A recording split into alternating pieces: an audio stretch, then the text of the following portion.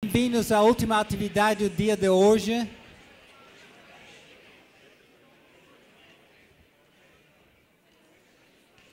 Antes de chamar o ministro na mesa, quero só dar um recado que amanhã iniciaremos os trabalhos às 9h30, e será várias palestras simultaneamente. Vamos usar esse auditório e os 4 anfiteatros que ficam aqui do lado, cada um com o nome que corresponde ao que consta da programação. Então, analise a programação, escolha lá qual sala vocês vão amanhã às 9h30, ok? Chama então para a mesa o professor Vitor Marchetti, coordenador do curso de Políticas Públicas, credenciado também no curso de Relações Internacionais, para conduzir os trabalhos.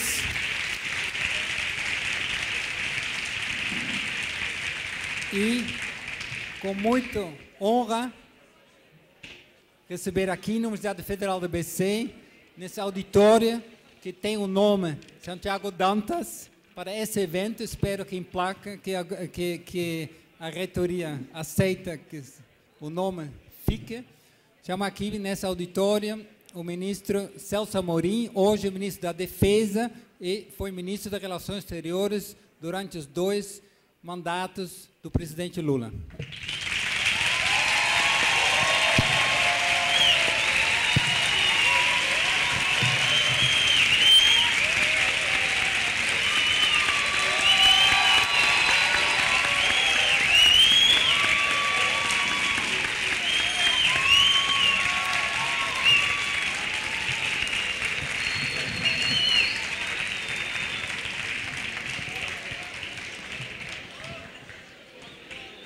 Muito bom. Boa noite, muito prazer. Como já dito pelo Jorge, eu sou o Vitor Marchetti, coordenador do Bacharelado de Políticas Públicas aqui da UFABC, e recebi essa honrosa missão de coordenar essa conferência, cujo título é 2003, Início de uma Política Externa Altiva e Ativa, sob a responsabilidade do ministro Celso Amorim. Antes de passar a palavra ao ministro, eu acho que é importante sublinhar a importância simbólica dessa mesa ser coordenada pela coordenação do curso de Políticas Públicas. Ela revela uma das mais importantes mudanças gestadas na última década. Quando a política externa segue pela lógica de que é apenas uma política de Estado, ela assume uma interpretação mais ortodoxa do texto constitucional e acaba fortalecendo um Itabaraty marcado pelo insulamento burocrático, para lembrar das gramáticas políticas do Edson Nunes. E, nesse caso, a formulação dessa política segue por caminhos fortemente insulados, pouco transparentes e pouco responsivos às demandas e aos interesses dos demais atores políticos, burocráticos e societários. Quando a política externa segue pela lógica da política pública, ela acaba invertendo esse quadro e abrindo, no mínimo, 2 caminhos distintos para sua formulação. O primeiro é que traz a arena parlamentar, dialogando com os partidos e com o legislativo. A segunda traz a arena social, abrindo espaços de participação da sociedade civil organizada no debate sobre essas políticas. Esse evento é a maior prova do quanto essa segunda dimensão avançou nos últimos anos. A proposta de um fórum permanente, anunciada ontem aqui pelo ministro Patriota, parece consolidar esse caminho. E se hoje falamos de uma política externa que se transformou nessa direção, e ainda se transforma, e que se tornou mais ativa e altiva, um dos seus principais arquitetos é, sem dúvida, o ministro Celso Amorim. O ministro dispensa apresentações. Basta dizer que foi ministro de Relações Exteriores durante o governo Lula e é atual ministro de Defesa do governo Dilma. Muito obrigado pela presença do senhor. É uma honra recebê-lo na UFABC e tenho certeza de que teremos aqui, mais uma vez, um debate muito produtivo nesse evento que já tem sido extremamente produtivo para todos nós. Muito obrigado.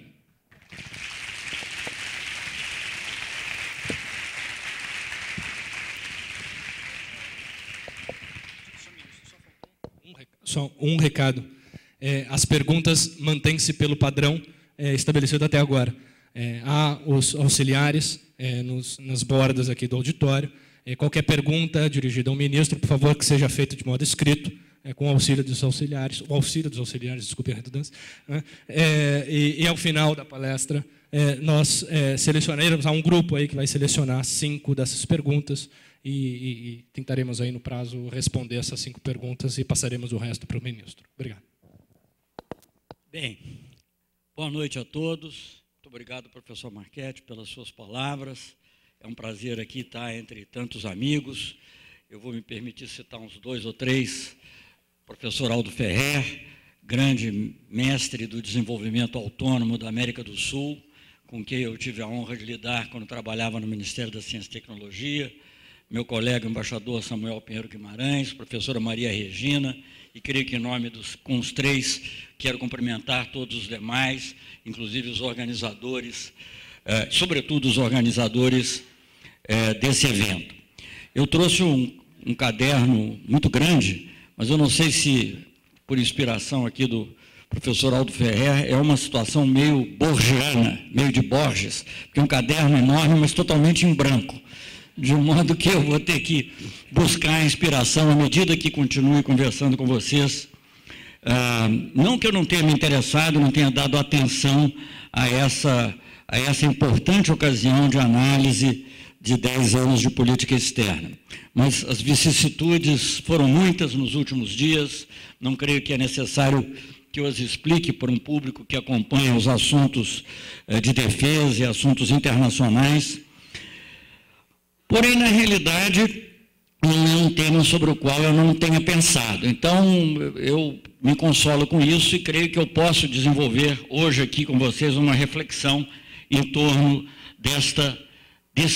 para citar o tema que me foi dado, o início dessa política externa altiva e ativa.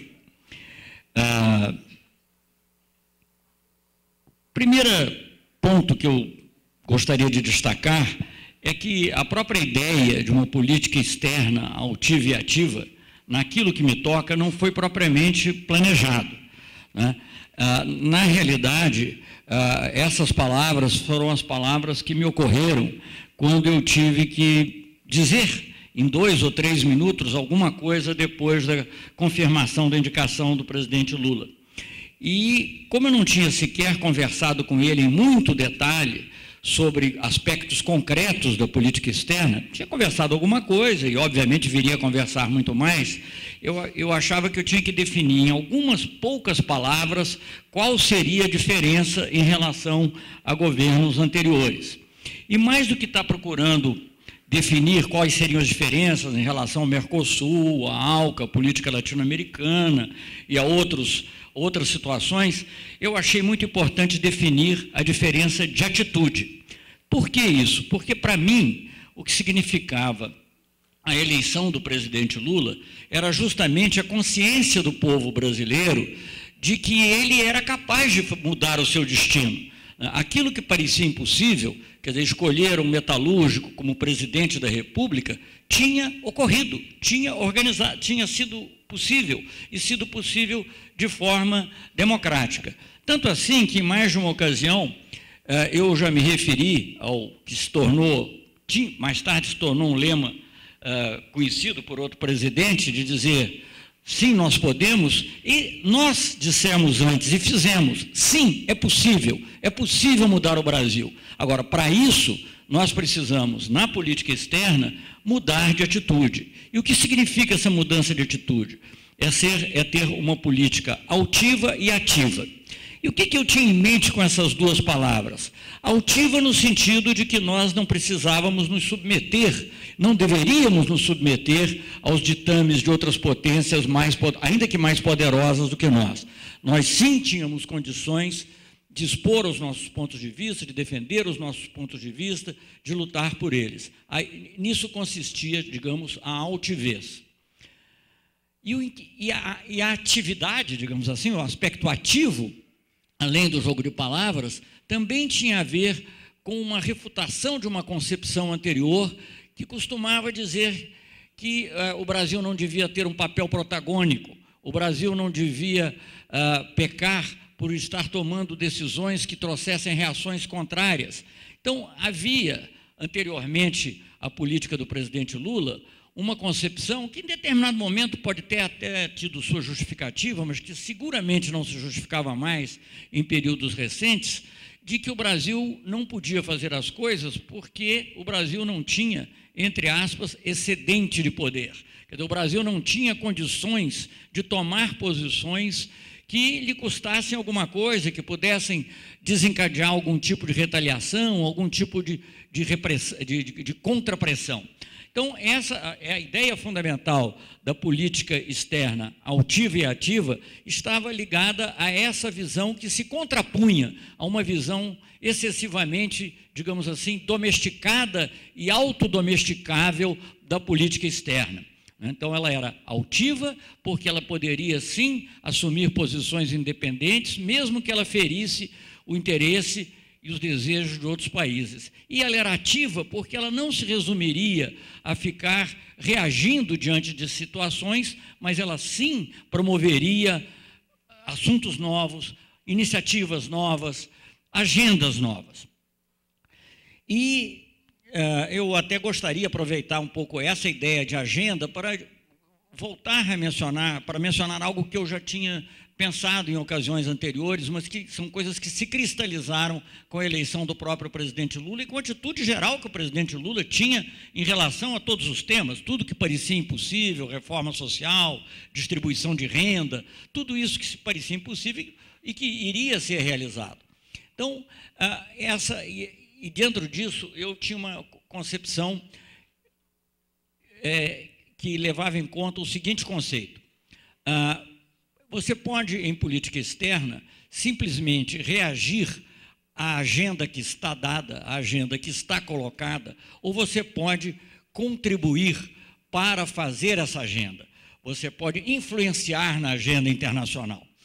Na primeira parte, você pode reagir de duas maneiras. Reagir de maneira submissa, simplesmente, com pequenos ajustes aqui e ali, ou reagir de maneira forte, adequada, defendendo os seus interesses. Mas o que era ainda mais difícil, na minha opinião, e eu acho que isso também ocorreu e fez parte dessa política altiva e ativa do governo Lula, era você influir na própria agenda internacional. E mais tarde, eu já menciono agora, que pode ser que mais tarde eu me esqueça, eu quero me referir a uma expressão que o presidente Lula frequentemente usou nesse período inicial do nosso governo, e voltaria a usar mais tarde, avaliando os fatos já ocorridos, que era o fato de que o Brasil queria construir, ou contribuir, pelo menos, para a construção de uma nova ordem política e econômica internacional. Dito assim, parece excessivamente ambicioso, mas foi, de fato, o que nós fizemos. Claro que com as limitações, ninguém pode, nem a maior potência do mundo pode dizer exatamente qual vai ser essa nova ordem, mas nós sim tínhamos a pretensão, não só de pretensão no bom sentido da palavra, de não só reagir positivamente à agenda existente, eu vou dar exemplos de fatos que eram dessa natureza, como também de contribuir para criar uma nova agenda internacional. Talvez eu possa até resumir um pouquinho alguns desses pontos. Quando você trata de questões como o conflito, quase guerra civil, talvez sim, talvez não sei, mas o conflito muito forte que havia na Venezuela. Era um problema que existia. Nós tínhamos que reagir diante desse problema, tínhamos que nos posicionar diante desse problema. A questão da ALCA era um problema que existia, nós tínhamos que nos posicionar diante desse problema.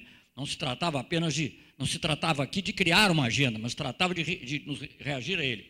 De certa maneira, também, o caso, a iminência da guerra e da invasão no Iraque, nós tínhamos que nos posicionar em relação a esse tema.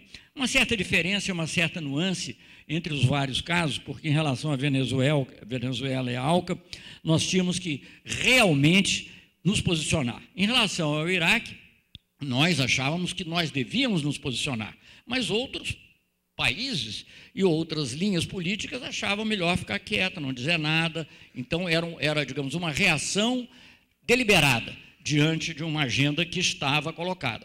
Mas houve outros fatos que vieram depois, como a nossa posição na própria OMC, onde também havia uma agenda colocada, mas nós criamos o G20, mudamos substancialmente a agenda do que estava colocado no OMC, e houve outras situações bem diferentes, como, por exemplo, a criação do IBAS, a nova política africana, a convocação da ASPA para países árabes e países sul-americanos, a criação inicialmente foi a CASA, depois se tornou o UNASUL, que é de uma união de países sul-americanos. Esses temas não estavam na agenda propriamente. Você pode dizer que aqui e ali alguma coisa estava, a própria questão da casa, ela tem antecedentes, alguns vão ao governo Itamar Franco, o próprio presidente Fernando Henrique tinha feito uma cúpula, mas que não tinha segmento e que não tinha um objetivo claro. Então, eu queria que nós tivéssemos presente esses dois tipos de ação básica, aqueles que são uma reação a uma agenda existente, mesmo assim há uma diferença no tipo de reação, e aqueles que são praticamente a criação de uma agenda nova, a proposição de uma agenda nova. Bem, para mencionar alguns desses temas que estiveram em voga logo no início, talvez o primeiro deles, talvez já tenha sido objeto até aqui de conversas, porque o professor Marco Aurélio esteve aqui hoje à tarde e o embaixador patriota esteve aqui ontem, mas foi a questão do grupo de amigos da Venezuela. A Venezuela se encontrava numa situação muito dramática, conflitos civis muito agudos, tinha havido uma tentativa de golpe de Estado em meados, se não me engano, agosto do ano anterior, 2002, e esse conflito continuava. E o Brasil tinha que tomar uma atitude em relação a isso. Não apenas uma atitude no sentido de condenar ou de apoiar A ou B, claro que nós tínhamos as nossas preferências e as nossas posições, mas de ajudar a encontrar uma solução. E aí entra aquela questão da proatividade, de você não ter medo de ser protagônico para levar adiante políticas externas nas quais você acredita, em que o país acredita. E, no caso da Venezuela, essa questão se colocou desde pronto, foram algumas das primeiras conversas que houve, não a primeiríssima, mas algumas das primeiras conversas que houve logo que o presidente Lula tomou posse, foi com o próprio presidente Chaves, com outros líderes latino-americanos, sul-americanos, em torno desse tema. E ficou claro para nós que nós teríamos que, não bastava defendermos uma posição, porque ainda que defendêssemos a posição correta, o país podia caminhar para um conflito de grandes proporções e isso não interessava. Então, nós tínhamos que encontrar uma forma que permitisse o país respeitar a democracia, respeitar o governante eleito e, ao mesmo tempo, encaminhar de maneira tanto quanto possível, pacífica, uma solução para o problema. E daí surge a ideia do grupo de amigos da Venezuela. Para falar a verdade, o próprio presidente Chaves tinha a ideia de um grupo de amigos da Venezuela. Mas, como várias vezes o próprio presidente Lula disse, nós também dissemos, na realidade, o presidente Chaves tinha uma visão em que o grupo de amigos era quase todo composto por países aliados à posição do governo Chaves, o que é natural que ele fizesse assim. Só que isso, na nossa opinião, não ajudaria a resolver o problema, porque o conflito, a confrontação continuaria. Então, surgiu a ideia, enfim, depois de muita discussão interna, o embaixador Samuel participou de algumas, obviamente o professor Marco Aurélio participou de todas, o presidente Lula nos orientou, e surgiu a ideia de termos um grupo de amigos da Venezuela que pudesse incluir países que, sem dúvida, apoiariam a posição da Venezuela, mas outros que tinham até suas relações com a oposição, mas que pudessem, de alguma maneira, contribuir para que se encontrasse uma solução pacífica. Isso foi feito, inclusive, com um detalhe talvez interessante chamar a atenção, porque a Venezuela vinha sendo tratada no âmbito da OEA. E todas as propostas que havia para a criação de grupos eram só com países da OEA. Isso, para mim, pelo menos, creio que também pelo presidente Lula, mas não posso falar nesse caso por ele, mas certamente para mim, tinha um sabor excessivamente monroísta, de doutrina de Monroe, a América para os americanos. Então, como Ao mesmo tempo, nós não podíamos fugir demais do marco jurídico da OEA, porque era o único marco jurídico existente. Nós não tínhamos, não existia o NASUL, não existia nenhum outro instrumento que permitisse atuar sem parecer uma interferência de um país nos negócios internos de outros. Nós já tínhamos dado algum apoio à Venezuela, a pedido de Chaves. Aliás, houve um entendimento, inclusive, entre o presidente Lula, como presidente eleito, e o presidente anterior, o presidente Fernando Henrique Cardoso, para que nós assegurássemos o abastecimento de petróleo no momento em que houve um lockout nessa área. Mas nós tínhamos que encontrar uma solução mais duradoura. Então, surge daí essa ideia de grupo de amigos que incluísse países como o Brasil, países como o Chile, que tinham uma inclinação, digamos assim, para falar de uma maneira mais ampla, progressista, países como o México, que embora tivesse uma posição talvez menos pró-Chaves, mas de qualquer maneira tinha uma tradição anti-intervencionista pela própria situação do México. Não nos esqueçamos que o México foi o único país que se opôs às sanções contra Cuba. Não às sanções, foi o único país que se opôs à expulsão de Cuba da OEA em 1964. Quer dizer, ele tem essa tradição. Então, esses países eram 3 países latino-americanos. Os Estados Unidos eram, evidentemente, indispensáveis nesse processo, e nós achamos, então, que Espanha e Portugal também deviam entrar, embora tivessem governos conservadores. De certa maneira, tinha até uma vantagem, porque isso abria um canal de comunicação com a oposição. Vou falar com franqueza, houve um momento que se sugeriu que o Canadá fizesse, nós não temos nada contra o Canadá, mas ficava quase que, digamos, um grupo em que era o NAFTA. Eu falei, bom, então temos que ter um Mercosul inteiro. Se é o NAFTA inteiro, vamos ter o Mercosul inteiro. E aí, com isso, desistiram da ideia do Canadá, naquele momento, e o grupo foi formado com esses 6 países.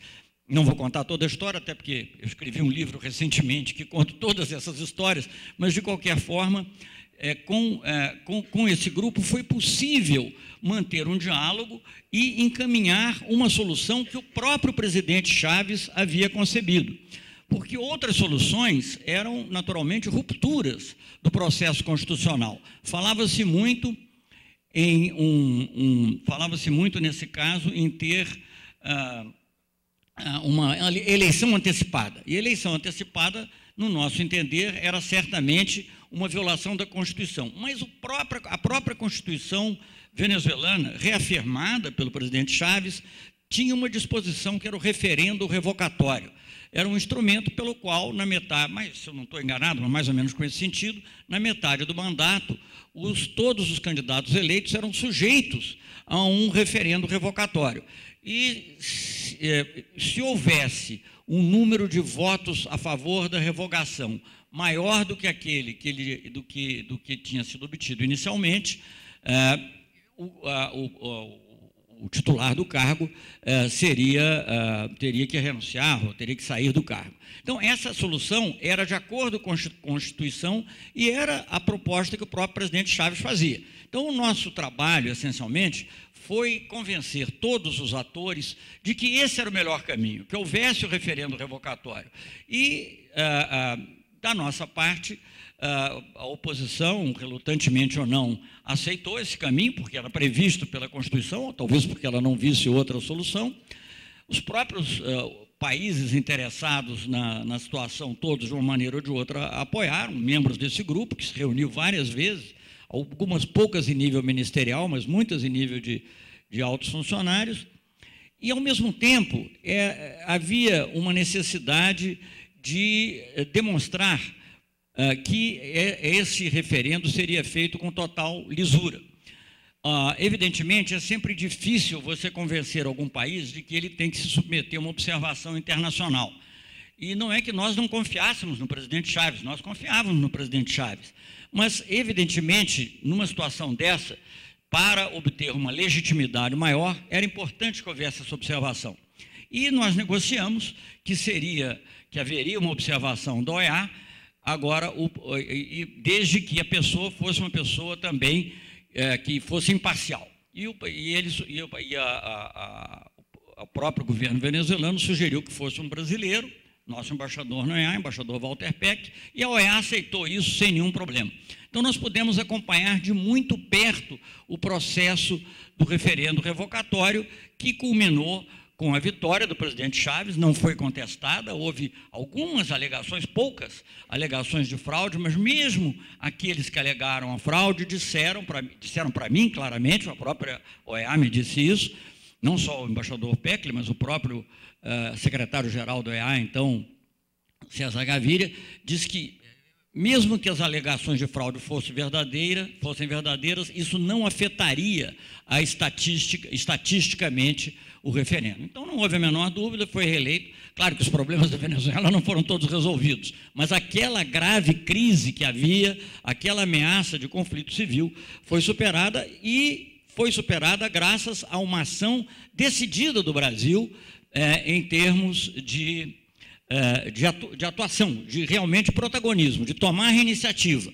Foi o Brasil que tomou a iniciativa e fomos aos poucos convencendo o presidente Lula, com a sua grande capacidade de persuasão, convenceu muitos dos líderes na reunião que foi pela posse do presidente Gutierrez no Equador, mas ao longo do processo nós continuamos a ter conversas muito importantes. Inclusive, os próprios Estados Unidos, de alguma maneira, se viram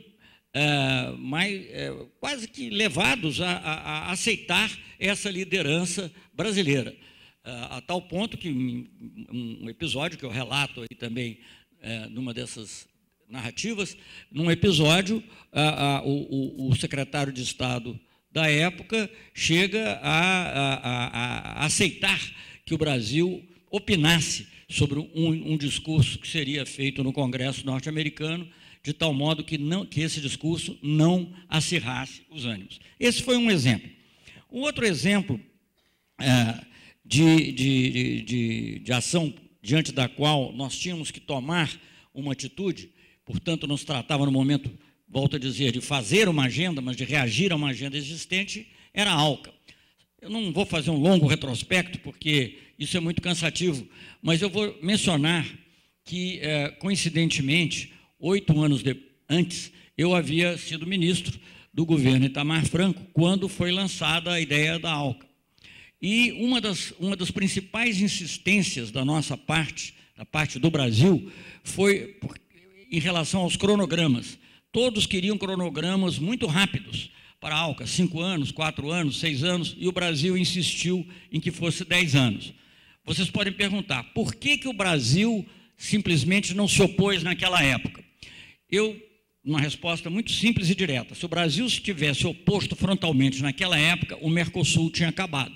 Porque naquela época, talvez o ministro Aldo Ferrer, professor Aldo Ferrer, vá se lembrar, é a época, digamos assim, presidente Menem e ministro Cavallo, eles eram totalmente a favor de um acordo de livre comércio com os Estados Unidos. Então, se o Brasil simplesmente dissesse não vai ter, talvez aquele momento tivesse sido o fim do Mercosul. Então, nós preferimos agir estrategicamente e garantir uma posição unida, pelo menos foi o que se estabeleceu, em relação à negociação. E garantimos os 10 anos. Claro que, naquela época, 94, não poderia prever que 8 anos depois o presidente Lula ia ser eleito. Mas tempo é uma coisa muito importante em diplomacia. Quando você não tem como enfrentar uma situação, você procura ganhar tempo, para que as condições possam mudar. E, de fato, de uma maneira que talvez até não fosse esperada por muitos, não posso dizer que eu mesmo esperasse o que ocorreu, da maneira que ocorreu, 8 anos depois desse episódio, o presidente Lula foi eleito, é outra situação totalmente diferente no país, e nós tivemos condições de modificar ou de atuar no sentido de modificar o que estava colocado na negociação da ALCA. O que estava colocado na negociação da ALCA era muito negativo. Era muito negativo em muitos sentidos. Claro que você pode criticar a ALCA de uma maneira mais ampla, como um projeto hegemônico de um dos países, pode criticar de várias maneiras, mas mesmo que você, digamos, aceitasse a possibilidade de uma negociação, evidentemente a negociação, como estava colocada, ela era muito negativa para o Brasil. Por quê? Porque aqueles assuntos que nos interessavam estavam sempre sendo relegados ao segundo plano. Exemplo, subsídios agrícolas. Exemplo, medidas antidumping. Exemplo, questões ligadas à tecnologia. Por outro lado, as questões que interessavam os Estados Unidos, e talvez a outros países também, mas que já tinham feito acordos, ou que estavam por fazer, questões que interessavam os Estados Unidos iam assumindo o primeiro plano. Serviços, investimento, tratamento de serviços como investimento, que é uma sutileza especial, mas que fazia com que você retirasse das regras de serviços da Organização Mundial do Comércio e passasse a ter regras próprias, propriedade intelectual, e não só propriedade intelectual em geral, mas a questão da solução de controvérsias em matéria de propriedade intelectual, que nos exporia, eu sempre dizia isso até de maneira simplificada para os próprios empresários, eu não sou contra a defesa da propriedade intelectual. Aliás, eu tenho 3 filhos cineastas, tenho que defender hoje em dia até a propriedade intelectual e sou a favor da propriedade intelectual. O que eu não quero é que, por uma eventual incapacidade nossa, por falta de recursos, de proibir a pirataria de um filme ou de um software, etc., nós estivéssemos sujeitos a uma retaliação em produtos que nós exportávamos para os Estados Unidos, aço, suco de laranja, etc. E as regras de solução de controvérsias da Organização Mundial do Comércio eram, para nós, muito mais palatáveis. Embora não fossem as ideais, elas eram razoáveis. Tanto assim que os Estados Unidos tentaram entrar com uma ação contra o Brasil em matéria de patentes farmacêuticas, aí pelos anos 98, 99, 2000, talvez, tentaram entrar e desistiram, porque sentiram que o caminho não estava favorável a eles. Então, o que eles desejavam era que, tendo um acordo na ALCA que prevalecesse para os membros da ALCA em relação às normas do OMC, eles pudessem realmente nos forçar a ter uma política de patentes mais confortável para os interesses americanos, uma política de propriedade intelectual em geral mais confortável. Bem, tudo isso era muito complexo, porque a própria negociação da ALCA estava muito voltada contra nós, contra os nossos interesses. Tinham sido 8 anos de negociação, de discussão. Nos últimos anos tinha havido algum avanço, não é uma palavra correta, uma aceleração nessas disciplinas que não nos interessavam, e havia até, como eu já mencionei, serviços, investimentos, propriedade intelectual, caminhando nesse sentido, né? Não vou dizer que já tivesse tudo absolutamente decidido, mas estava tudo caminhando nesse sentido, sem uma contrapartida aceitável, e, ao mesmo tempo, na parte de negociação de bens, de produtos, havia um compromisso de que em 45 dias do novo governo, nós apresentaríamos a nossa lista de bens.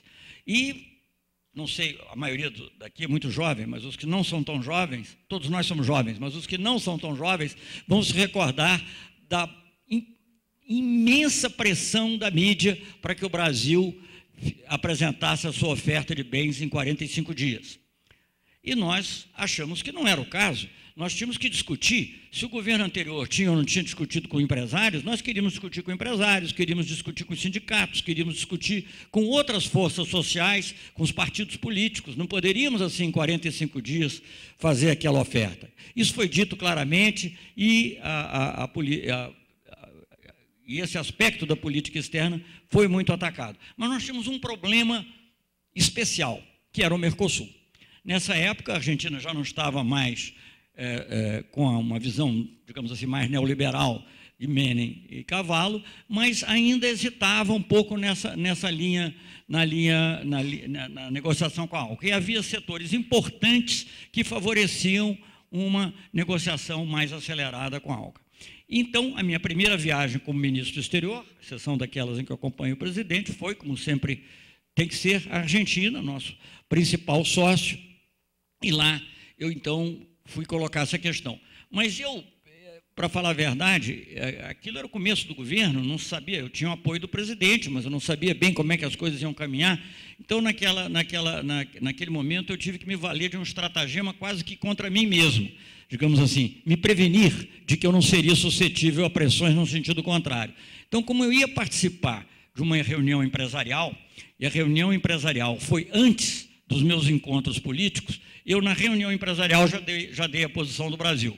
E a essência da posição do Brasil, naquele momento, era o seguinte, que a Argentina tinha outras reclamações com relação ao Brasil, algumas legítimas. Então, o que nós dissemos? Nós seremos flexíveis no que diz respeito às posições dentro do Mercosul, mas, ao mesmo tempo, queremos atuar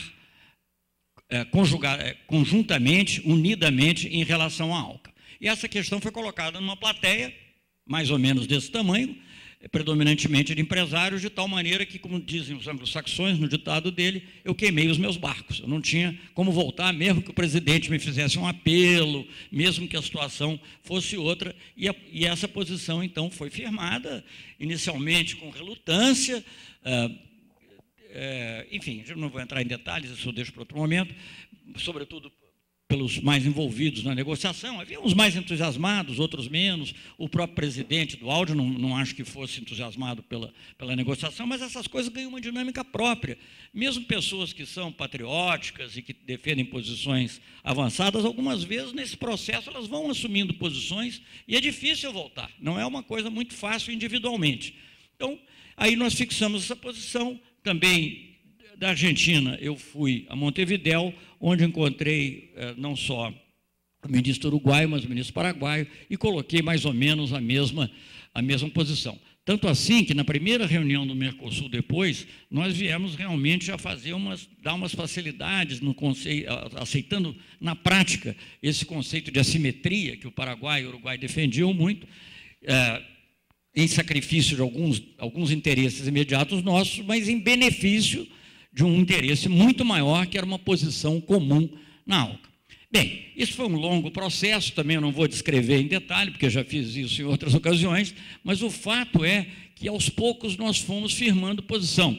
E os Estados Unidos, e as pessoas diziam, era muito engraçado isso, porque as pessoas diziam, mas o Brasil vai ficar isolado, o Mercosul vai ficar isolado, o que me fazia lembrar a manchete de um jornal inglês, do início do século XX ou do final do século XIX, em que dizia assim, nevoeiro sobre o Canal da Mancha, o continente está isolado.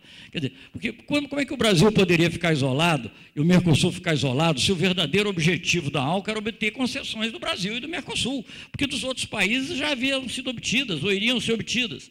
Então, nós pudemos firmar isso. E eu acho que os negociadores americanos, principalmente o Zelig, percebeu isso e quis chegar a um entendimento com o Brasil. Também não vou entrar em detalhe, mas o fato é que houve várias reuniões mini-ministeriais, que já eram formadas de tal maneira que a maioria dos presidentes, mini-ministeriais quer dizer que não participam os ministros de todos os países, mas eles eram escolhidos de tal maneira que já formavam baias contra nós. Até a tendência era mostrar que o Brasil estava isolado. Quando progressivamente a Argentina foi assumindo uma posição mais próxima de nós, os outros do Mercosul também, e com isso nós conseguimos mais ou menos neutralizar, até que nós pudemos chegar a Miami, que era para finalizar a ALCA, com um projeto de acordo que era razoável. É claro que, se você me perguntar hoje se eu preferia que tivesse sido bem sucedido, eu digo que não, porque eu acho que, de qualquer maneira, há um elemento hegemônico, efetivamente, na ALCA que teria figurado. Mas nós conseguimos, digamos, desentortar um pouco a negociação como tinha sido feita. Conseguimos condicionar essa questão da propriedade intelectual à questão dos subsídios agrícolas, sabendo que nenhuma das duas ia sair, provavelmente. Diminuímos muito o problema por exemplo, na questão de investimento, só para mencionar uma coisa muito en passant, mas para ilustrar, conseguimos diminuir a questão, eliminar da discussão a questão da disputa entre investidor e Estado. Quer dizer, transformamos o acordo mais num acordo de acesso a mercados, tanto na parte de bens quanto na parte de serviços de investimentos. E retiramos a parte normativa que nós deixamos para a OMC, basicamente. Eu até mencionei na época uma que eu chamava de estratégia de 3 trilhos. Quer dizer, 3 trilhos, quer dizer, os temas verdadeiramente normativos gerais ficariam para a OMC, os temas de normas muito específicas de comércio podiam ser na ALCA geral, e os temas de acesso a mercado seriam negociados bilateralmente. Até porque não fazia sentido o Brasil participar de uma negociação, o Brasil e o Mercosul participarem de uma negociação com os Estados Unidos em função do interesse de um outro país, que, sei lá, de alguma outra região, não quero soar depreciativo, mas que tinha interesse num único produto. Não era o caso do Brasil, nem da Argentina, nem do Mercosul, como um conjunto que tinha uma economia complexa. E nós conseguimos desentortar.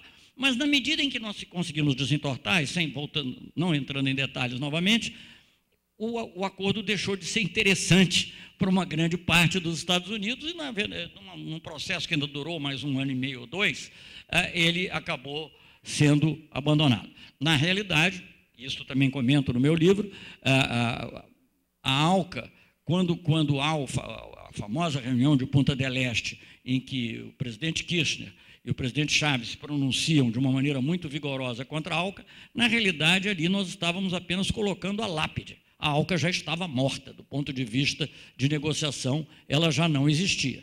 Não tinha sido proclamada a morte. E, às vezes, a proclamação tem um valor cartorial importante, não vou negar, e político. Mas ali foi, digamos, uma questão dessa natureza. Então, na certa maneira, na questão da ALCA, nós mudamos a agenda da América do Sul. Olha, eu vou dizer para vocês, com a minha experiência, não quero aqui supervalorizá-la, mas com a minha experiência de 50 anos em relações internacionais, mudar um projeto básico dos Estados Unidos não é uma coisa fácil. Não é uma coisa fácil.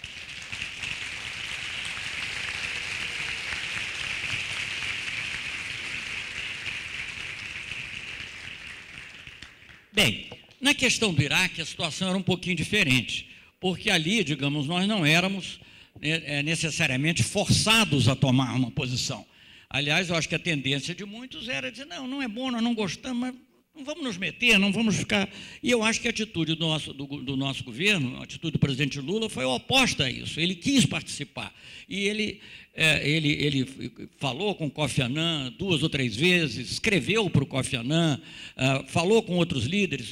A questão do Iraque foi tema dos seus primeiros encontros internacionais com o Schröder, da Alemanha, com o Chirac, da França. Aliás, dentro desse contexto entrou também a questão da ampliação do Conselho de Segurança, mas falamos muito do Iraque, o presidente Lula falou muito do Iraque nessas reuniões, e me enviaria também como emissário. Eu fui tratar do tema na Rússia, fui tratar do tema em outros países, voltei à França para tratar do tema também, e fui novamente à Alemanha. Então, foi um tema constante de interesse. O presidente Lula ligou para outros líderes, teve um contato muito estreito, nesse caso, com o presidente Lagos, do Chile, porque o Chile estava no Conselho de Segurança, o Brasil não estava, e isso foi, de fato, uma demonstração muito grande de interesse. Claro que nós não conseguimos evitar a invasão do Iraque, mas ficou marcada uma posição de independência, de autonomia. Aliás, eu devo dizer o seguinte, eu fui muitas vezes ao Congresso Nacional, nesses anos em que fui ministro do Lula,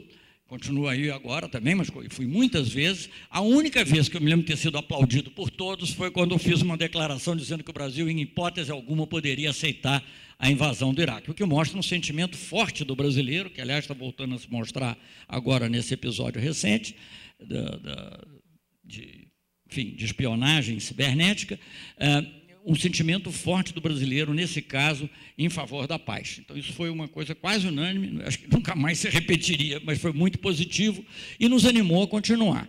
E mesmo depois de iniciada a invasão, o Brasil voltaria a se manifestar. O Papa João Paulo II fez um apelo para a paz, para que houvesse uma cessação de hostilidades, e eu fui portador de uma carta também do presidente Lula ao Papa, se juntando àquela ideia, até porque o Papa sugeria que os líderes mundiais se unissem em torno dessa ideia.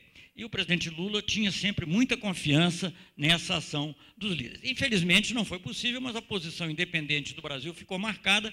E se nós formos depois pensar em outras situações que ocorreram, convites para o Brasil participar da conferência da própria reconstrução do Iraque, convite para o Brasil participar em questões relativas ao Oriente Médio, mais tarde viria a Conferência de Anápolis, nos Estados Unidos, eu posso falar sobre ela se interessar para alguém, em relação à questão Israel-Palestina, em todas essas outras situações, no Líbano, enfim, o Brasil hoje tem, para falar agora um assunto do Ministério da Defesa, o Brasil hoje tem uma fragata, que é a nau capitânia da Força-Tarefa das Nações Unidas no Líbano. Quer dizer, tudo isso, você vai ver as raízes, tem a ver com essa posição independente que o Brasil assumiu no conflito do Iraque. E, curiosamente, contrariamente ao que dizia a maior parte da opinião, entre aspas, bem informada brasileira, isso não causou nenhum atrito na relação com os Estados Unidos. Eu estava com o presidente Lula no seu primeiro encontro como presidente já empossado com o presidente Bush, que se deu em Washington, eu não acompanhei na viagem de presidente eleito, mas de presidente, foi em junho, se eu não me engano, na primeira viagem, o presidente Bush começou a conversa da seguinte maneira: nós temos diferenças, mas vamos tratar daquilo que nos aproxima. De modo que, e nós continuamos a falar de outros assuntos, tipo etanol, tipo outras questões que interessavam e aonde o Brasil e os Estados Unidos poderiam vir a ter interesse comum.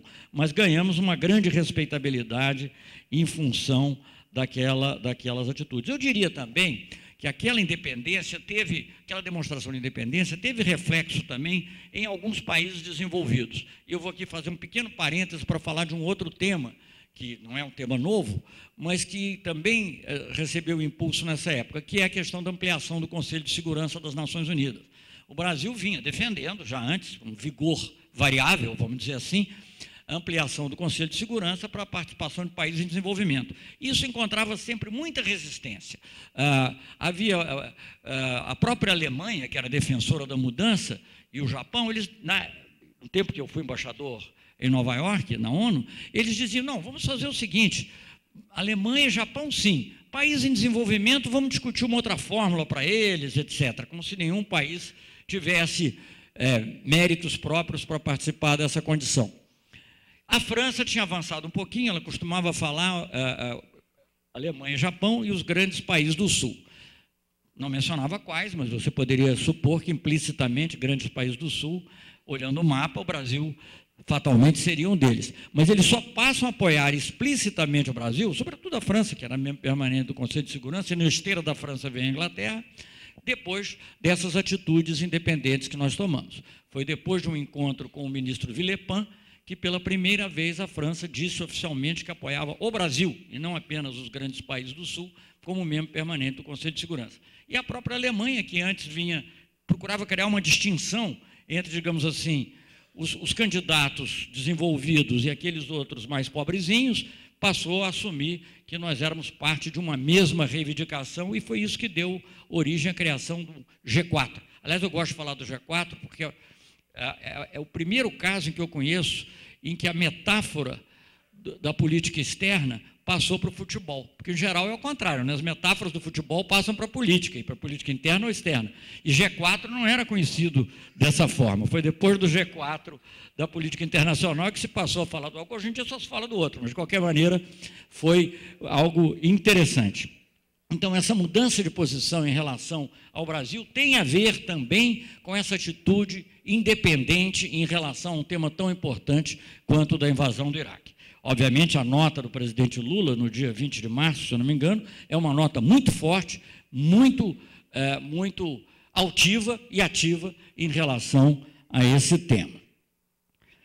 Bem, a nossa voz passa a ser escutada e a gente passa, portanto, a opinar em vários outros temas, sempre lutando muito com a oposição de muitos setores teoricamente bem informados, que diziam: não, o Brasil não tem que se meter nisso, o Brasil não tem que entrar na questão da Palestina, por que o Brasil vai falar do Irã, por que o Brasil vai falar, essas questões são longínquas para nós. Essa era a visão. Bem, então aqui nós tínhamos já 3 situações. A quarta situação em que havia uma agenda já colocada, não sei se eu estou me estendendo demais, uma quarta em que havia uma agenda já colocada, mas que nós atuamos de maneira muito decisiva, e aí praticamente, realmente, nós mudamos a agenda, infelizmente não tivemos ainda um resultado definitivo, foi na OMC. Na OMC, as questões estavam colocadas de maneira muito desfavorável também ao Brasil e aos países em desenvolvimento. Não vou dizer que o Brasil nunca tenha tido a sua voz ouvida. Não, não é isso. O Brasil sempre foi um país de peso, foi sempre ouvido, mas era um pouco o seguinte: olha, os grandes vão fazer aqui, os grandes, os ricos, vão fazer o acordo básico. Depois vocês vêm aqui e vão botar aqui aquilo que é do interesse de vocês, vão mudar aqui um pouquinho essa regra, mudar um pouquinho aquela outra, mas o acordo básico, isso tinha sido já o caso na rodada do Uruguai, em que tinha havido um famoso acordo da Blair House, obrigado, o famoso acordo da Blair House entre Estados Unidos e União Europeia, e estava se repetindo agora na rodada de Doha, porque, na realidade, os Estados Unidos, a rodada de Doha, o principal motor da rodada de Doha inicial era a agricultura.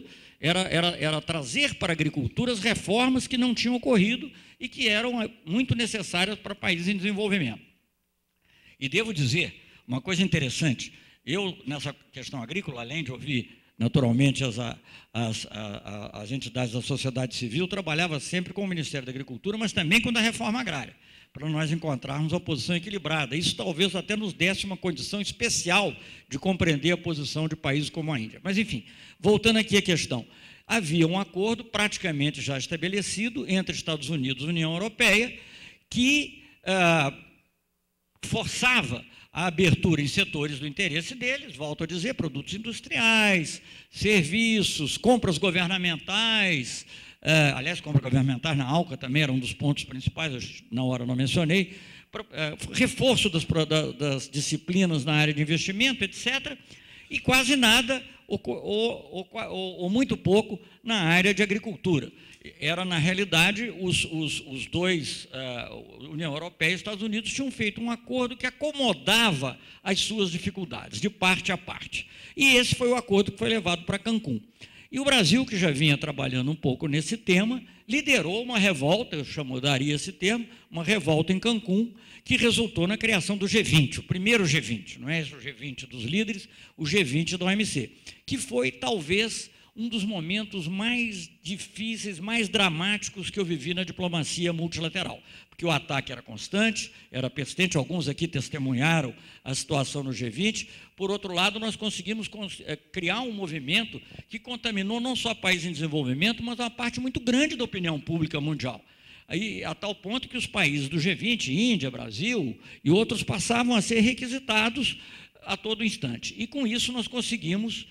Houve outros fatos também, que eu não vou aqui entrar em detalhe, e com isso nós conseguimos evitar que o acordo fosse assinado. Obviamente, isso foi apresentado como se fosse uma coisa negativa. O Brasil bloqueou o acordo da OMC. Ora, bloqueou um acordo que seria altamente prejudicial aos nossos interesses. E se você tiver, até hoje a rodada não acabou, é certo, mas se tivesse acabado a rodada naquele momento, talvez daqui a 20 anos você tivesse a oportunidade de lançar uma outra um pouco mais favorável. E isso, pelo menos, foi evitado. Nós pusemos o pé na porta e a porta não pôde ser fechada na nossa cara.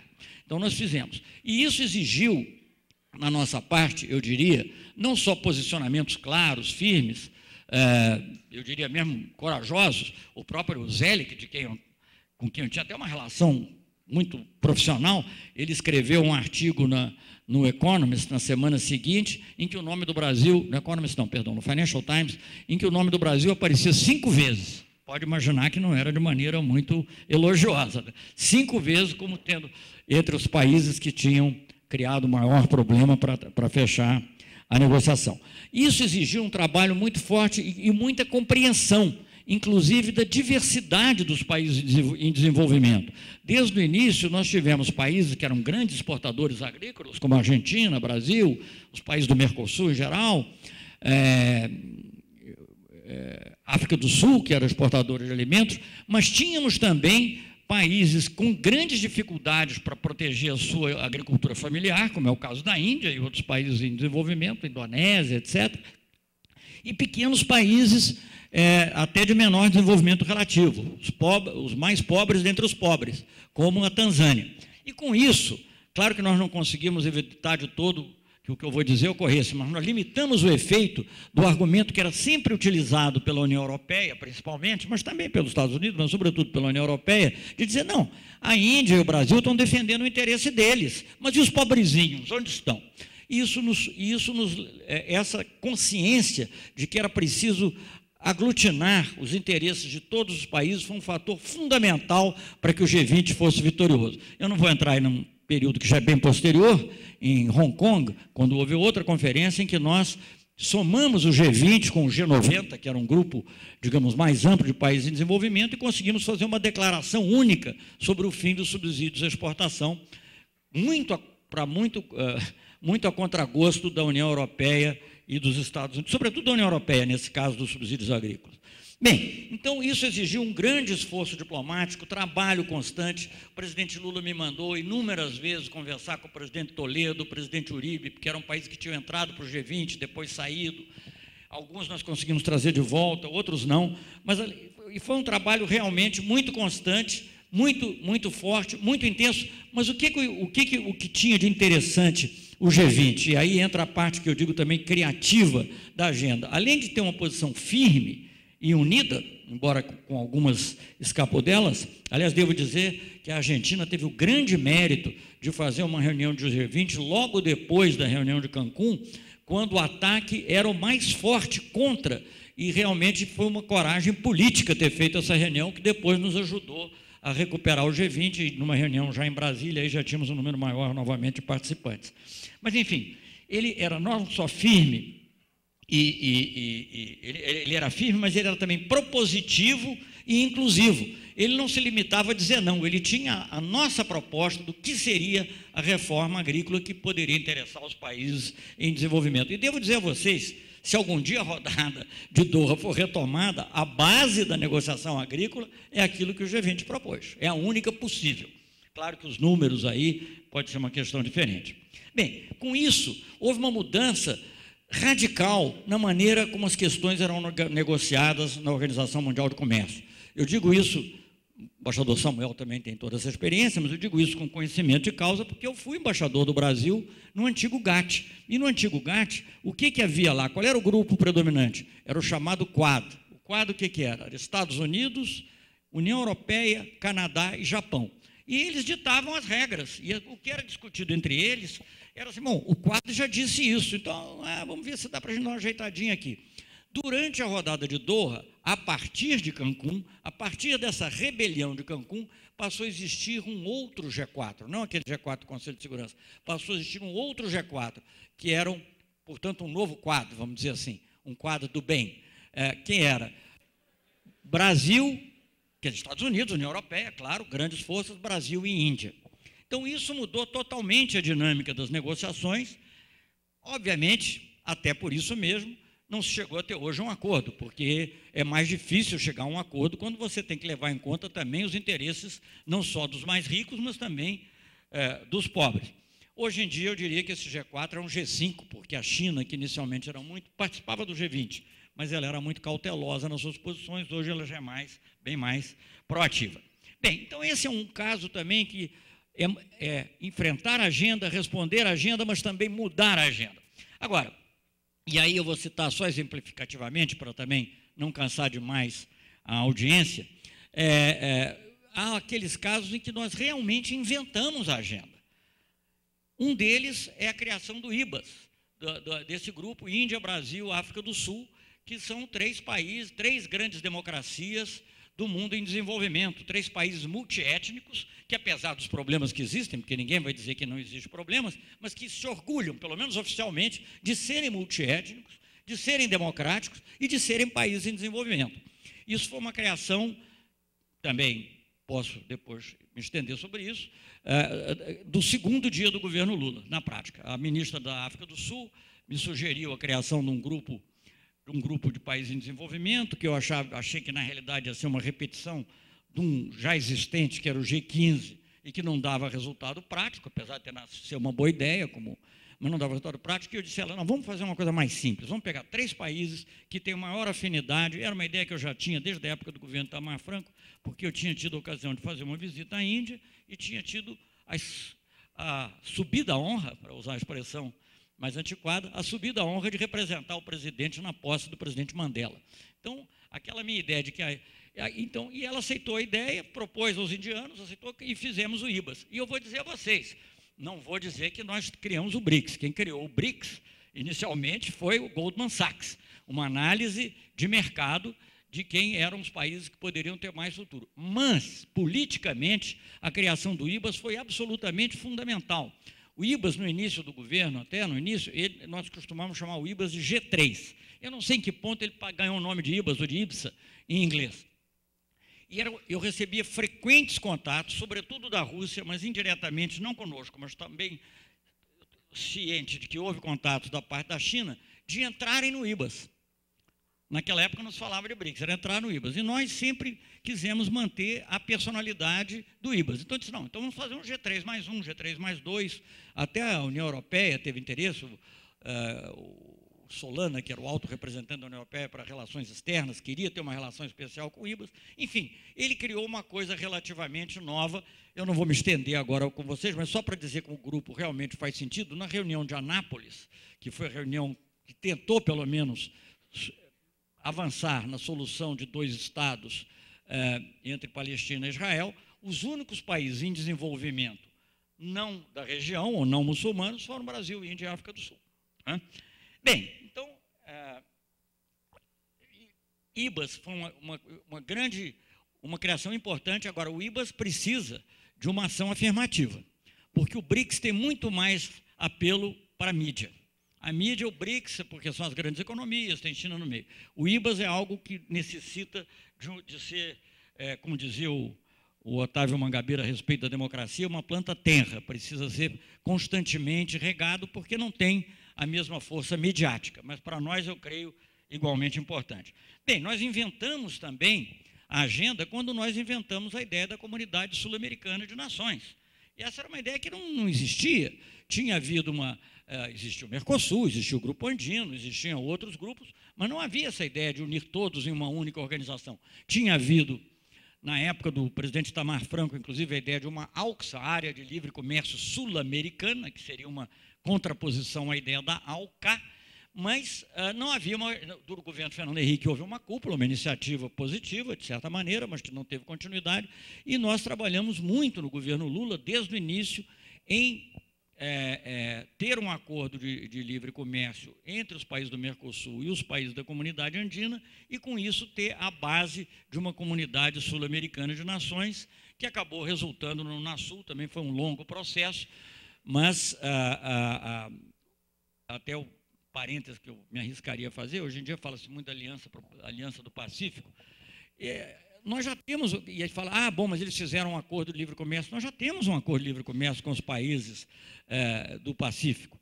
Talvez não seja um acordo que alcance alguns elementos que o outro alcança, do tipo disputas investidor-Estado, que não nos interessa, mas temos acordo de bens, temos acordo de serviços com alguns deles, e acho que nós devíamos continuar forçando. Na Aliança do Pacífico, eu vou dizer francamente minha opinião, analiticamente, o que é menos agradável, a meu ver, não é a realidade, é o nome, a ideia de que é a Aliança do Pacífico, que você está dividindo e, ao mesmo tempo, a palavra aliança dá a ideia de que é contra alguma coisa ou para se defender de alguma coisa, e isso talvez dê uma impressão errada. Mas nós temos relações, temos acordos de livre comércio com todos, tanto assim que todos são, inclusive, observadores do Mercosul. Mas a ideia de uma Comunidade Sul-Americana de Nações, que arredondou finalmente, depois de um longo processo na Unasul, foi uma invenção, foi uma coisa nova. Nós criamos a agenda. No contexto da Unasul, a criação de um Conselho de Defesa Sul-Americano, que hoje é muito ativo, está mais nas palavras do que nas realizações, mas vai chegar nas realizações, já está chegando nas realizações. Também é de extrema importância, é uma concepção nova. Nós já estamos, hoje em dia, falando num colégio interamericano de defesa, colégio sul-americano, perdão, de defesa, quando o que existia apenas era o colégio interamericano. Ele pode continuar a existir, mas é muito importante que nós afirmemos a identidade sul-americana. Bem, esse é um exemplo. Outro exemplo, que eu até também nos meus exageros hiperbólicos, talvez, tenha sido excessivo, mas e hoje em dia eu vi que ficou uma expressão muito comum. Na época já existia, claro que eu não inventei, mas não era tão comum. Que quando o Brasil propôs um acordo entre a América, uma sistemática de reuniões entre a América do Sul e os países árabes, nós estávamos mexendo com as placas tectônicas do mundo, que as regiões dos países em desenvolvimento não eram supostas encontrar-se entre si. Elas poderiam fazer isso através dos outros. Então, era uma coisa absolutamente nova e, graças a isso, em função disso, foi muito atacada. Eu faria uma menção também, óbvia, à política africana, dispensa comentários, todos vocês sabem a ênfase que o presidente Lula deu à política africana, algo que mudou totalmente o nosso perfil, e dentro do contexto dessa política africana e também, de certa maneira, da ASPA, o interesse do Brasil de fazer com que esses encontros fossem com a América do Sul. No caso específico da África, o que nos foi proposto inicialmente foi fazer encontros África-Brasil, do tipo que já tinha África-Índia, África-China, e o Brasil disse, não, nós queremos África-América do Sul, porque achávamos que isso era uma maneira importante também de reforçar a nossa integração e de chamar a atenção para a importância não só do nosso país, mas dos continentes do mundo em desenvolvimento. Bem, isso foi o início da política altiva e ativa. Ela teve muitos desdobramentos, ela continuou tendo desdobramentos. Eu mencionei para vocês a Conferência de Anápolis, em que o Brasil foi um dos pouquíssimos países convidados na questão da Palestina e Israel. Obviamente,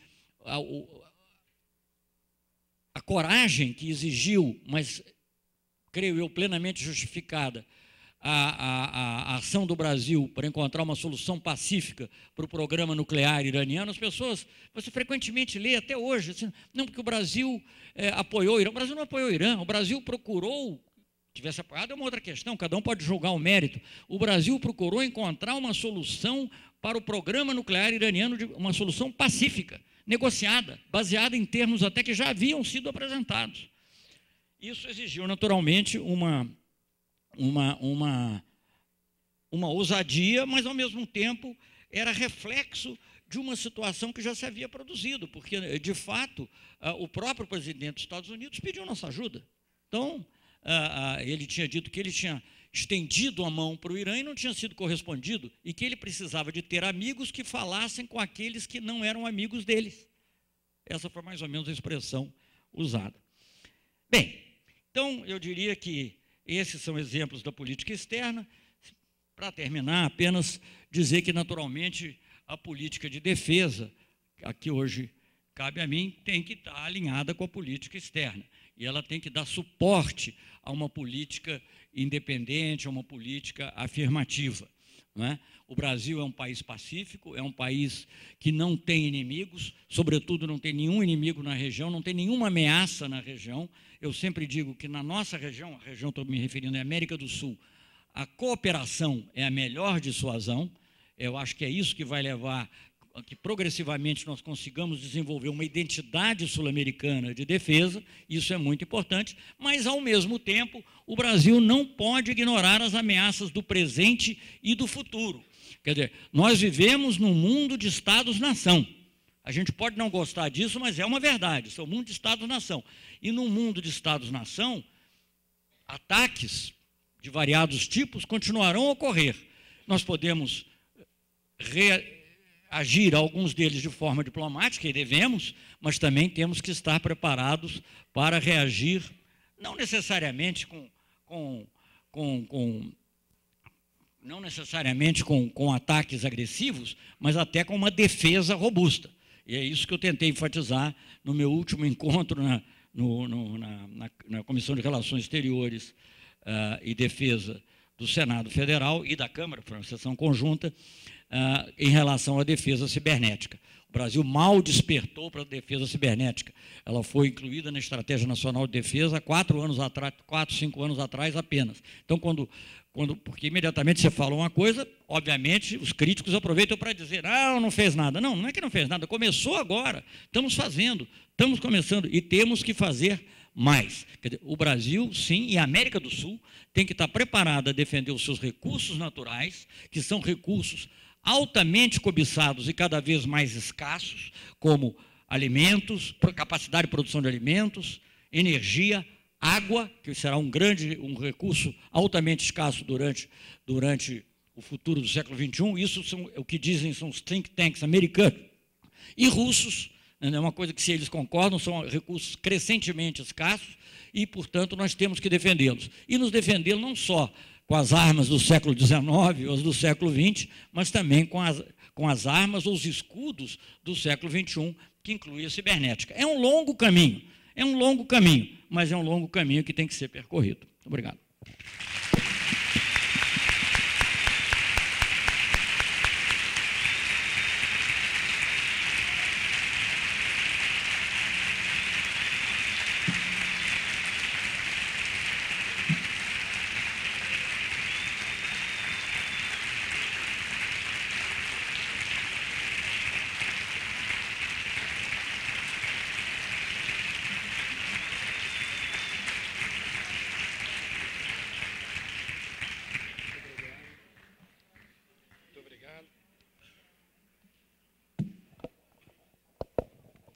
Muito obrigado, ministro, por essa retomada e análise dos importantes episódios da política externa na última década. Antes de passarmos aqui para as perguntas, acho que é importante, do ponto de vista institucional, registrar não só o prazer evidente de estar abrigando um evento dessa envergadura, com pessoas e atores políticos dessa envergadura, no ambiente nacional e internacional. Do ponto de vista institucional, é preciso fazer alguns agradecimentos, porque a UFABC é uma universidade nova, uma universidade em construção, e todos nós que aqui estamos nos orgulhamos muito de fazer parte da construção dessa universidade.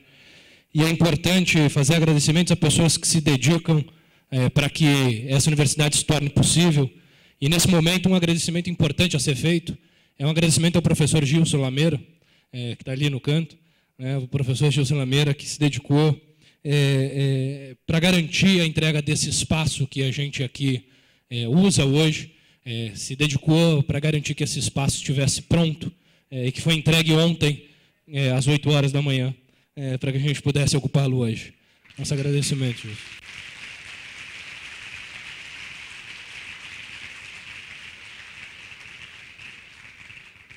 E ainda tem gente por aí que desconfia da capacidade do fôlego dessa universidade.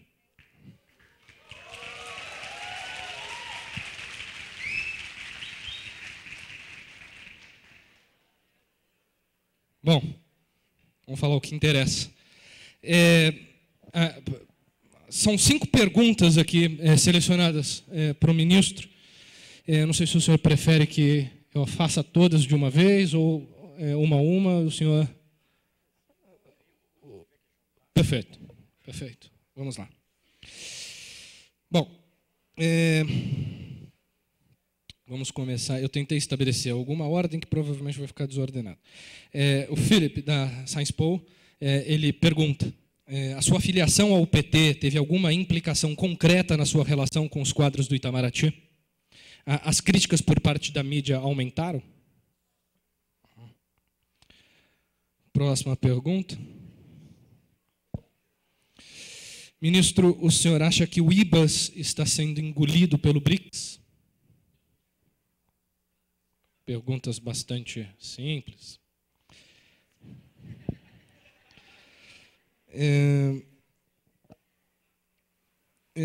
Pergunta do Lucas Rezende, doutorando da Universidade Federal do Rio Grande do Sul. A cooperação em defesa tem sido um dos marcos de sua gestão no Ministério da Defesa. Como incrementá-la na América do Sul sem desencadear uma corrida armamentista ou a discordância dos Estados Unidos? Agora vamos para uma mais leve aqui. O Paulo, da Unesp de Marília.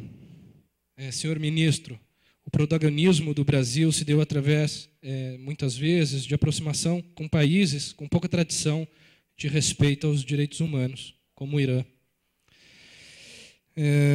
Assim sendo, até que ponto o Brasil tem um respeito aos direitos humanos como importante linha de política externa?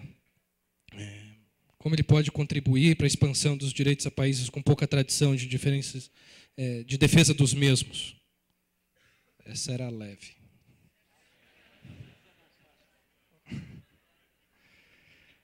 Carolina, daqui da UFABC. Como o senhor acha que o Brasil deve se posicionar na questão da espionagem cibernética? Nós tentaremos, na medida do possível, enviar à assessoria do ministro todas as perguntas que foram feitas. E, na medida do possível, obviamente, que a agenda de um ministro não deve ser um negócio muito simples de coordenar. Essas respostas poderão ser enviadas de alguma maneira, ou pelo menos chegar à reflexão do Ministério. Ministro, por favor, o senhor fique à vontade para decidir de que maneira vai responder essas perguntas. Olha, primeiro, com relação à minha filiação ao PT, ela só ocorreu em 2009. Né? Como eu já disse, eu digo, aliás, no livro, a introdução ao livro, como eu fui convidado, eu não conhecia o presidente Lula. Para não dizer que eu jamais havia visto pessoalmente o presidente Lula, na eleição de 89, ele não se lembra disso, evidentemente, mas ele já era uma pessoa muito famosa, eu esbarrei nele, literalmente, num coquetel numa embaixada estrangeira. Então, na realidade, agora eu tinha, sim, amigos no PT, talvez o mais próximo fosse o Marco Aurélio Garcia, que eu saiba, né? Ou talvez outros. Uma vez o ministro Dulce disse uma coisa muito interessante. Ele disse para mim, que eu me senti muito, no começo do governo até, assim, você não conhecia o PT, ou algo assim, mas o PT conhecia você. O que me parece uma coisa muito simpática, muito agradável, e de qualquer maneira, eu não creio que isso tenha afetado, além do mais, eu, a rigor do ponto de vista formal, quando entrei para o PT, não é que isso tenha muita importância, mas serve como esclarecimento a pergunta. Quando eu entrei para o PT, eu já não era a rigor dos quadros ativos do Itamaraty, porque depois que o Lula foi reeleito, eu me aposentei voluntariamente, quer dizer, antes de chegar à idade, que agora já teria chegado de qualquer maneira, mas antes da idade da compulsória. Bom, o IBAS está sendo engolido pelo BRICS é uma pergunta realmente muito interessante e tem a ver com o que eu acabei de dizer sobre a ação afirmativa. O IBAS precisa ser regado. O IBAS tem iniciativas que eu acho que dificilmente podem ser tomadas pelo BRICS na mesma extensão. Por exemplo, nós temos hoje, para falar de uma área da minha competência atual, as manobras chamadas IBSAMAR. São os 3 países do IBAS participam de manobras navais no Atlântico Sul, e isso tem muito a ver com a sua afinidade em termos de política, não só para a política de cada um dos países, mas também em termos de política global. Embora não tenha havido tampouco no que eu vou dizer não possa ser visto mecanicamente, eu tenho certeza que vocês que fazem pesquisas vão encontrar vários desmentidos para o que eu estou dizendo, mas, de qualquer forma, é mais fácil encontrar uma posição comum em temas políticos, inclusive os de direitos humanos que foram mencionados no IBAS, do que no BRICS, por razões óbvias que eu vou me dispensar de comentar. Então, eu acho que o IBAS, sim, é muito importante. Num certo sentido, a ampliação do BRICS para incluir a África do Sul poderia encerrar esse risco de engolir o IBAS, né? Quer dizer, você perde a identidade, uma vez que todos os membros do IBAS são também membros do BRICS. Mas eu creio que essas diferenças que eu assinalei são verdadeiras.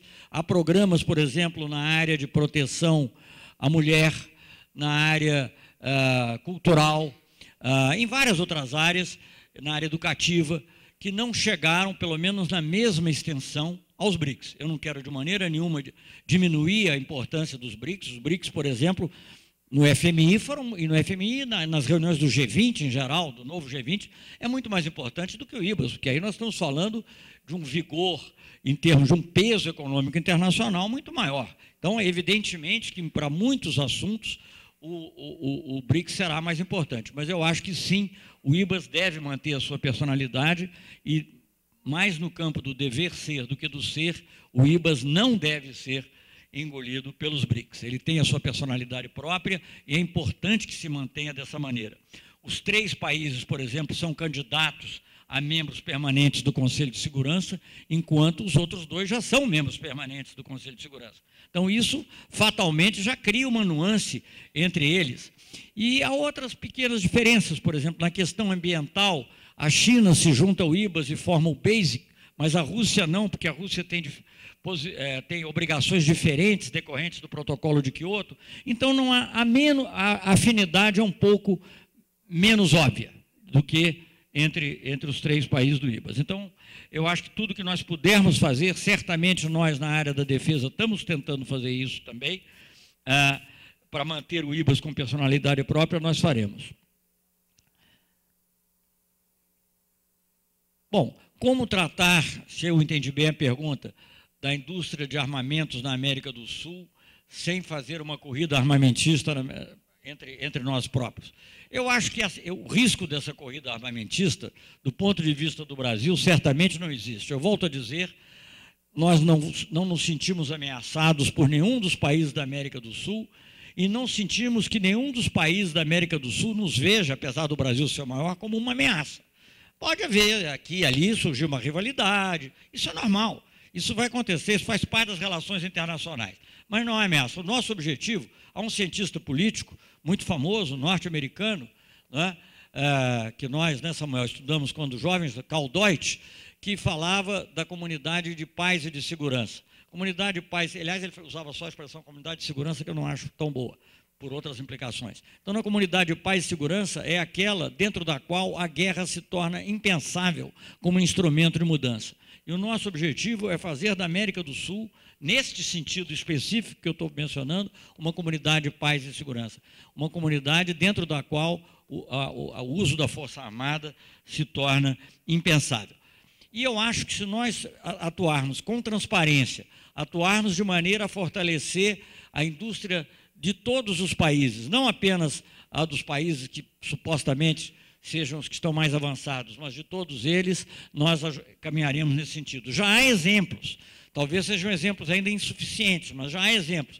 Por exemplo, um novo avião cargueiro e reabastecedor, que deverá substituir, pelo menos é o nosso desejo, boa parte dos Hércules, antigos aviões Hércules C-130, está sendo produzido, é um projeto brasileiro, mas tem uma participação da Argentina, tem o interesse da Colômbia. Então, nós estamos trabalhando nesse sentido. A Argentina recentemente apresentou um projeto de treinador básico, um avião treinador básico, do qual nós estamos participando. É claro que cada um participa com as suas possibilidades, com as suas potencialidades, mas nós estamos, há um projeto de navio patrulha entre Brasil e Colômbia, ao qual querem se juntar também Peru, possivelmente outros, como Equador mencionou isso. Então, navio patrulha fluvial. Então, nós temos que trabalhar juntos para desfazer essa ideia. E a área cibernética certamente é uma que demanda essa ajuda, porque a inteligência é bem distribuída. E a distribuição da inteligência não necessariamente acompanha sempre o PIB, não é? Então, nós temos que pegar essa inteligência, juntar e avançar na área de tecnologia. Bem, o protagonismo do Brasil levou o Brasil a se relacionar com países que respeitam menos os direitos humanos. Olha, nas relações internacionais, se nós só formos ter relação com aqueles países que nós consideramos que têm um comportamento perfeito em matéria de direitos humanos, provavelmente nós não vamos relacionar com ninguém. Não.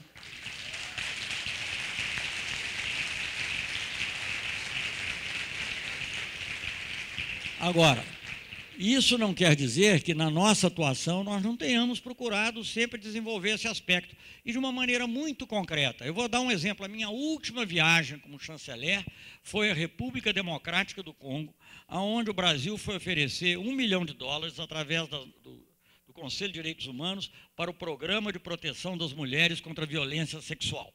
Esse é um exemplo muito concreto de apoio a direitos humanos. E nós sempre temos procurado trabalhar também de maneira persuasiva, sem invasão das responsabilidades da soberania de cada país, dentro daquelas ideias que são as nossas, mas respeitando que outros sigam de outra maneira. Eu acho que esse é o caminho que nós temos procurado seguir e que eu acho que é o mais positivo. Então, isso nos leva, sim, a ter um protagonismo grande, se nós não tivermos relação nenhuma com certo país, aí é que nós não teremos mesmo influência nenhuma sobre eles. Mas se nós temos relação, nós podemos progressivamente e sem, volto a dizer, sem ingerências indevidas, ter uma influência positiva. Isso ocorreu em vários casos, mas como muitas vezes isso é muito mais positivo quando não é explícito, eu vou me poupar de mencionar situações afora aquelas que eu já mencionei. Bem, a última pergunta é sobre o que eu acho da espionagem cibernética. Bom, eu passei uma sessão inteira da Comissão de Relações Exteriores falando sobre isso. E eu tenho medo de, numa tentativa de dar uma resposta rápida, ser mal interpretado ou eu mesmo omitir algum ponto importante. Mas eu volto a dizer, o Brasil, a América do Sul, não podem ter ilusões. Eles têm que se preparar para a guerra do futuro, não para fazê-la, mas para evitá-la. E para evitá-la, você tem que estar preparado para se defender. Talvez seja o mais velho ditado da política internacional: se queres a paz, prepare-se para a guerra. Então, é isso que nós temos que fazer na defesa cibernética, estarmos capacitados a nos defender.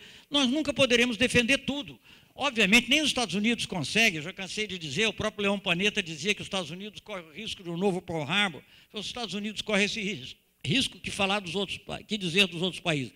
Mas, sim, temos que estar capacitados a defender as nossas estruturas críticas, a defender os nossos interesses principais, e isso exige, sim, investimentos fortes e pesados na área de ciência e tecnologia.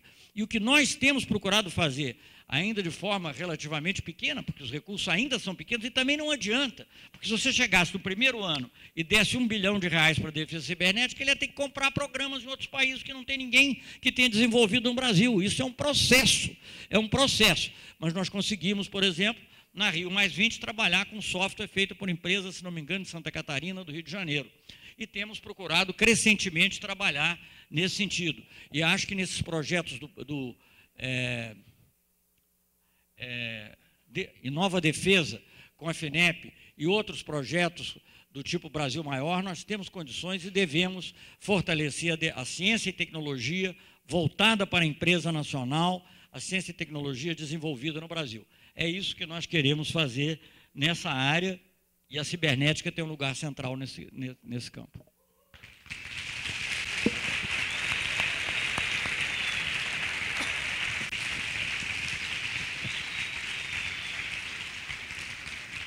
Bom, ministro, mais uma vez, gostaria de reforçar a honra de recebê-lo aqui, agradecer ao público, agradecer à comissão organizadora e convidá-los para continuar o debate amanhã. É muito rico, muito positivo, e até a próxima.